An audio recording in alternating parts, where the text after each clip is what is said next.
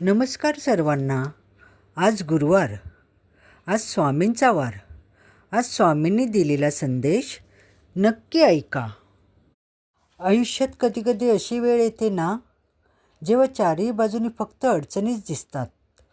मन थकून जातं, डोळ्यात पाणी येतं आणि असं वाटतं की आता पुढे कसं जायचं. आपण अगदी एकटे पडलो असं वाटू लागतं. पण अशा वेळी आपल्या मनात एक शांत हळूवार आवाज घुमतो. भिवू नकोस, मी तुझ्या पाठीशी आहे.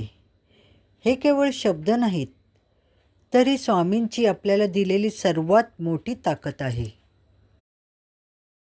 आपल्याला वाटतं की स्वामी फक्त मंदिरात किंवा फोटोमध्ये आहेत, पण खरं सांगू का, स्वामी आपल्या प्रत्येक श्वासात आहेत, आपल्या प्रत्येक विचारात आहेत. जेव्हा तुम्ही हताश होऊन डोळे बंद करता आणि मनोमन त्यांचा धावा करता, तेव्हा अचानक तुमच्या मनावरचा भार हलका होतो. ती स्वामींचीच कृपा असते. स्वामी कधीच आपल्या भक्ताला वाऱ्यावर सोडत नाहीत.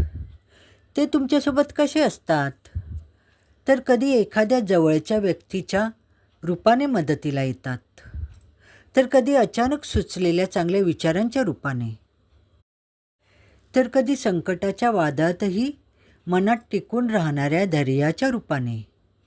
आपण फक्त 2 पावलं श्रद्धेने पुढे टाकायची असतात. बाकीचा रस्ता स्वामी स्वतः सोपा करतात. स्वामी नेहमी म्हणतात, घाबरतोस कोणाला? मी तुझ्या पाठीशी आहे ना. जे झालं ते विसरून जा. जे होणार आहे त्याची काळजी करू नको. वर्तमानात जग आणि माझ्यावर विश्वास ठेव. आपल्या पदरात काय आणि कधी द्यायचं हे त्या ब्रह्मांड नायकाला बरोबर माहिती आहे. त्यामुळे काळजी करणं सोडा आणि सर्व काही स्वामींच्या चरणी समर्पित करा.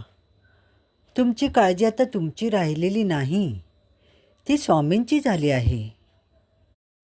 स्वामींना आपल्याकडून काहीच नको असतं. फक्त एकच गोष्ट हवी असते, ती म्हणजे आपली निस्सीम श्रद्धा. तुमच्या डोळ्यातलं पाणी जगाला कदाचित कमजोरी वाटेल, पण माझ्या स्वामींना त्या पाठीमागचं दुःख बरोबर समजतं.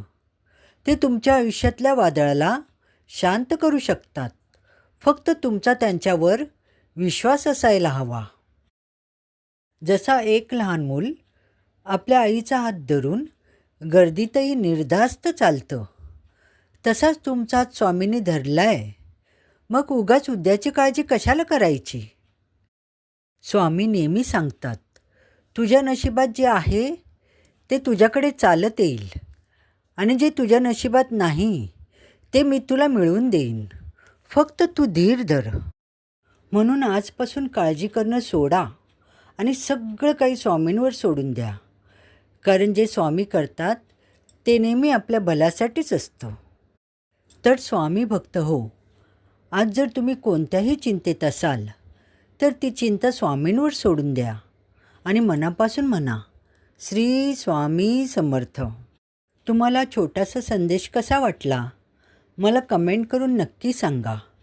जर तुमच्या मनाला थोडा जरी धीर मिळाला असेल तर व्हिडिओला लाईक करा आणि आपल्या जवळच्या लोकांसोबत नक्की शेअर करा. कमेंट बॉक्समध्ये श्री स्वामी समर्थ लिहायला विसरू नका.